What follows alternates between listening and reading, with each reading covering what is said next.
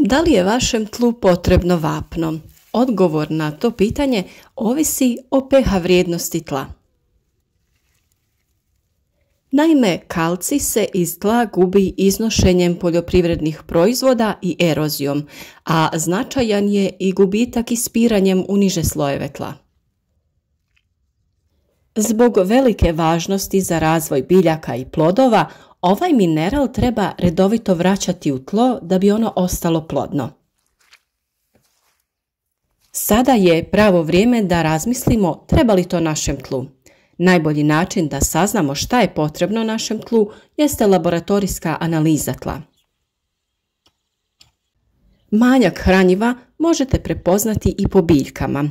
Ako se prisjetimo našeg povrća od prije nekoliko mjeseci, imali smo razne znakove koji su nam govorili da biljkama nešto nedostaje.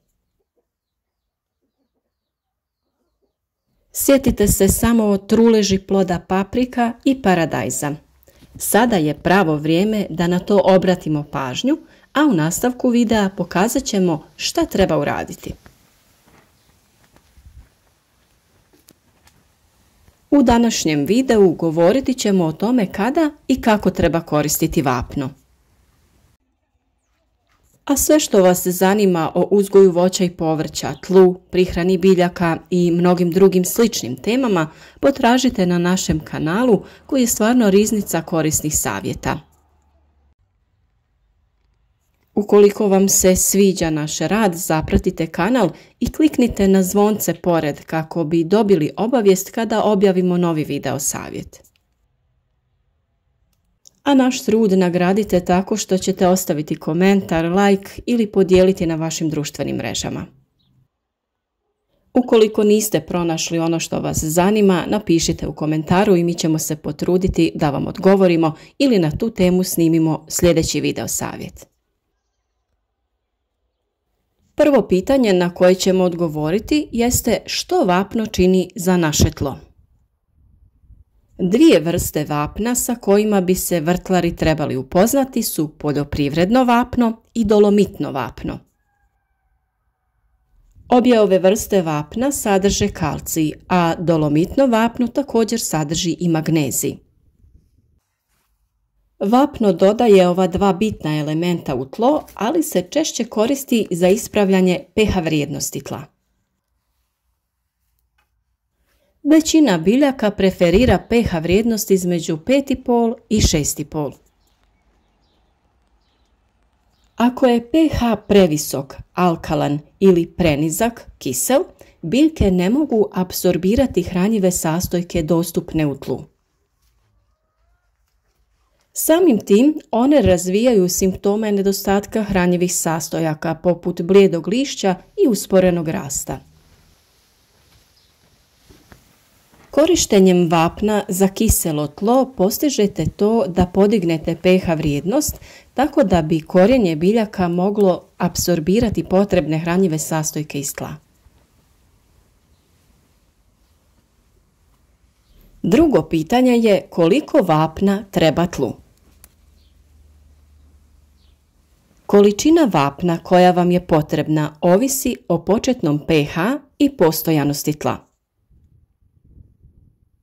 Bez dobrog ispitivanja tla, procjena količine vapna postupak je pokušaja i pogrešaka.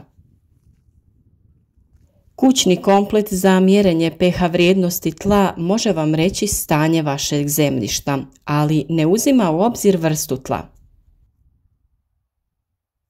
Sami rezultati analize tla koju je izveo profesionalni laboratorij za ispitivanje tla uključuju posebne preporuke skrojene da udovolje potrebama baš vašeg tla. O tome smo već pričali u jednom od naših videa, kako to funkcionira i kako pravilno uzeti uzorak tla. Na vama je samo da se raspitate gdje u vašoj okolini postoji ustanova koja za vas može odraditi ovaj postupak. Također možete od sastojaka iz kuhinje utvrditi da li je vaše tlo kiselo ili alkalno, a video o tome imate također na našem kanalu. Primjer analize tla možete vidjeti na analizi koju smo mi odradili za naše malinjake. Tu vidite rezultate koji pokazuju pH vrijednost tla kao i sadržaj hranjivih tvari poput kalcija, dušika, to jest azota, fosfora i kalija.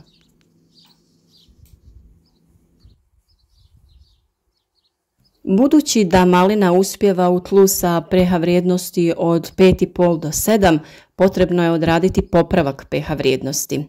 Ovi brojevi pokazuju da je tlo previše kiselo, a budući da nedostaje kalcija, najjednostavnije je popraviti tlo sa vapnom. Po ovoj dobivenoj analizi potrebno je izvršiti prihranu kalcij nitratom u količini od 50 kg po dunumu.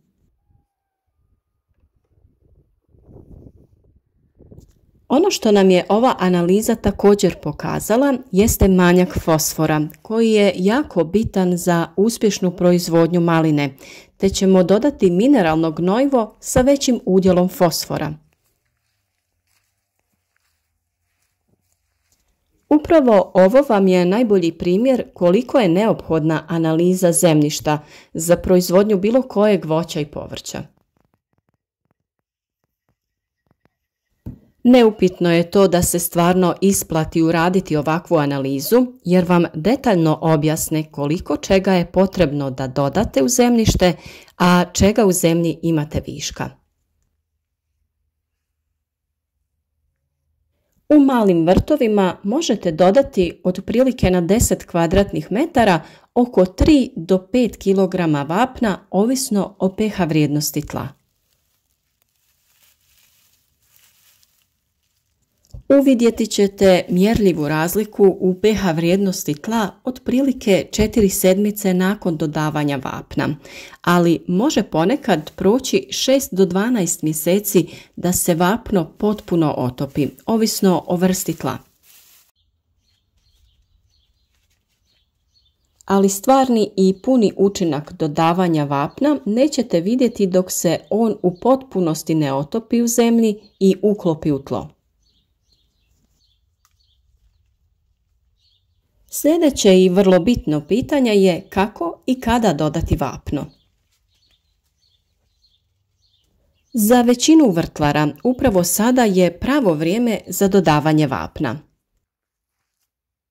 Razlog tome jeste da dodavanje vapna u zemlju u jesen daje joj nekoliko mjeseci da se otopi prije proljetne sadnje.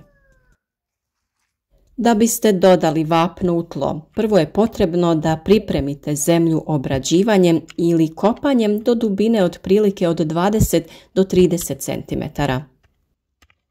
Nakon toga je potrebno ravnomjerno rasporediti vapno po tlu, a zatim ga umiješati do dubine od 5 cm. U ekološkoj poljoprivredi preporučuje se upotrebna vapna u pola, odnosno i do 70% manjim količinama od onih koje se inače primjenjuju na konvencionalnim gospodarstvima. U osnovi, vapno je oblik hemijskog elementa kalcija, koji je jedan od najvažnijih mineralnih gradivnih elemenata ljudi, životinja pa i biljaka.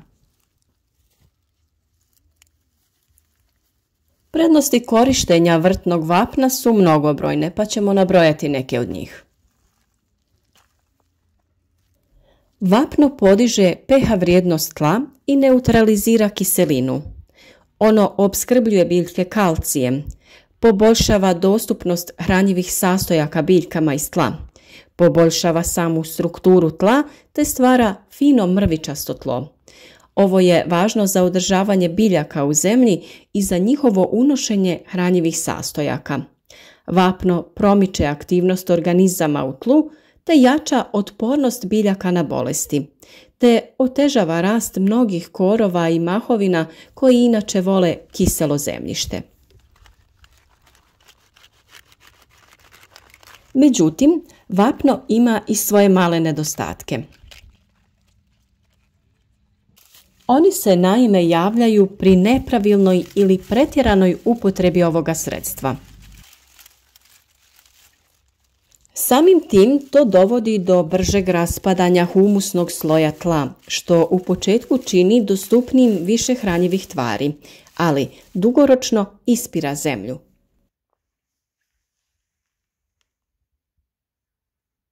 Vapno u tlo treba nanositi rano u proljeće ili u jesen, pri čemu je ipak poželjnije da se to uradi u jesen. Sporo djelujuće vapneno gnojivo tada ima dovoljno vremena tokom zimskih mjeseci da razvije svoj učinak.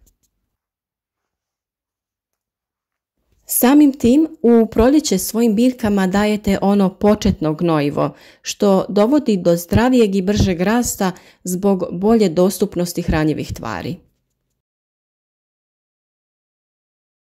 Ono na što je potrebno obratiti posebnu pažnju jeste da se distribucija vapna odradi ravnomjerno i na što široj površini. I također je bitno da nikada ne primjenjujete vapneno gnojivo istodobno sa dušičnim gnojivima, jer će to smanjiti sadržaj dušika u tlu. Vapno se sastoji od 3 hemijska elementa: kalcija, ugljika i kisika. U pravilu biljke u pretjerano kiselom tlu ionako ne mogu apsorbirati nikakve hranjive sastojke, pa bi se nakon dodavanja vapna gnojidba trebala odvijati u razmaku od nekoliko sedmica. Vapno je dostupno u trgovinama pod vrlo različitim imenima, a više ili manje slični osnovni sastojci skriveni su iza različitih marki. Najbolje je koristiti vapneno gnojivo koje se dobiva iz prirodnih naslaga vapna. Vapno ne smije imati udio magnezija veći od 10% jer može doći do zasićenja tla, pa pri kupovini na to obratite pažnju. Sve linkove video savjeta koje smo spomenuli u ovom videu ili koji su korisni za ovu temu staviti ćemo vam u opis ispod ovog videa.